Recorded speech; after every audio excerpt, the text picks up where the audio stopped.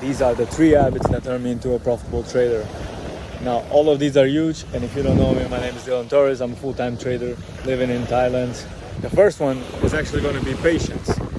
Now, I was stressing every single day because I was trading every single day, and I was trading these bullshit-ass positions that would eat my P&L. Because most of you have the idea that you need more wins, you need to know more. No, what you actually need is to cut off the bullshit. Is to cut off the trades that are eating your P&L and leaving you unprofitable. Because let's think of it like this: you start the month off, you trade seriously, you get a 3-hour win, whatever, and then you kind of begin to start off risk on. You put the risk on, you lose one trade, it's whatever, I'm still profitable. You lose another, you're back to 0. Now I want to get back to the 3. And you take even more risky setups, and you just make the situation a whole lot worse. You gotta start to become patient, be selective about your trading, and actually get your profitability where it actually is. Because on backtesting, you wouldn't do those stuff. You wouldn't take those trades. So you're getting off your data, and so the result will be a different type of data that isn't correlated to your actual trading edge. For the second one, boys, and this one made a huge difference in my trading, was to become more mechanical in your approach to the markets. So you have your strategy, you have your checklist on whether you should take the trade or not, and you want to be as mechanical as possible in the beginning. Because when you start to get a bit good and you start to understand a bit of the charts, you get some discretion. Like, you'll get used to the markets, and you'll see, like, sometimes when the candles look like this and that, or the setup is a certain way, you start to remember these things. They start to become common, and then you get, because of the experience, you already know the setup is going to fail wherever. The problem is when you start to do that too much, and the trading starts to become non-mechanical. And what I mean by that is your trading, your approach to the market has got to be binary. The setup, you either take the setup or you don't take it. There's no ifs and buts. So you got to have confidence in your strategy, and once you see that the setup ticks all the boxes, you got to take it. Don't start to be too discretionary about the setups. Be mechanical, be as mechanical as you can, because sometimes the markets will surprise you, and those setups can actually be a win, and they are part of the edge. So don't be too fearful, and don't be too discretionary. Be mechanical, and you'll see good results from that. The third one, boys, and this is crucial for psychology, is to have a probabilities mindset. So at the end of the day, it's going to be all about probabilities, and you have your win rate, and your win rate is not 100%. So if it's not 100%, don't expect 100% of trades to play out. Meaning, don't be sad just because the setup that you thought would have been a winner didn't play out. We all know it does not work like that. We are filming. Yes, we are filming.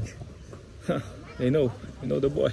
I would recommend Mark Douglas for them to get that mindset. Is the way he frames it is really good. If you want to watch this for our seminar, but boys, you gotta really accept it's a loss. Your emotions are gonna depend on your expectations and reality. So you can have fucking hell. If you have an expectation of a big win and the reality is a big loss, then that gap is gonna result in big emotions. And you don't want to be emotional in trading. We all know that. So to be as least emotional as possible, you gotta think in probabilities. And to think in probabilities, you already know professional traders also take losses. So the winners are good, but you gotta remember there's also losses in the game. And just assume it's already a loss, just for the sake of your psychology. And think of your win rate, bro. If your win rate is 50%, don't expect to win 100% of the trades. Approach the trade like it's already gonna fail. The best thing you can do is just keep your head cold, clean in the market. Look at this. I took a painful ass trade on Friday. Just gotta keep moving on. And should have been a win. Should have been a win by 0.5 pips if you've seen the vlog. But it is what it is. You gotta accept it and move on. Just thinking probabilities. And the probabilities is that these next few trades, they might not be as profitable as I would like my data to be. But I know in the long run, in a year's time, I'll still be profitable because I have that edge in me. So don't just think about the next 10 trades. Think about the next 100, 200 trades. That's where the real data will come in, and it will really show you the 50% win rate or whatever your win rate is. You already know, if you flip a coin, the chances it's going to be heads or tails is going to be 50%. But if you flip it 10 times, it might not be actually 50%. It might end up being heads more than tails. The thing is that the more times you flip it, the more those 50% chances are gonna reflect. I hope you guys like these trading talks. Some of them bang, some of them you guys relate on. And yeah, boys.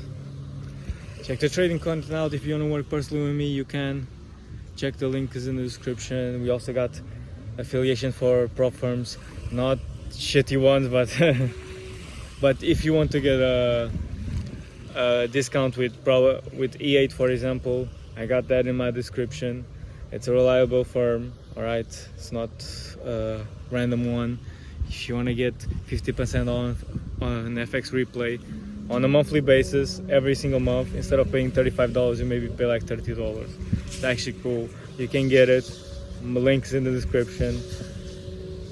And if you want a free group, you can join absolutely for free my community, the G Trading, full of G's, full of experienced traders, full of guys smashing it.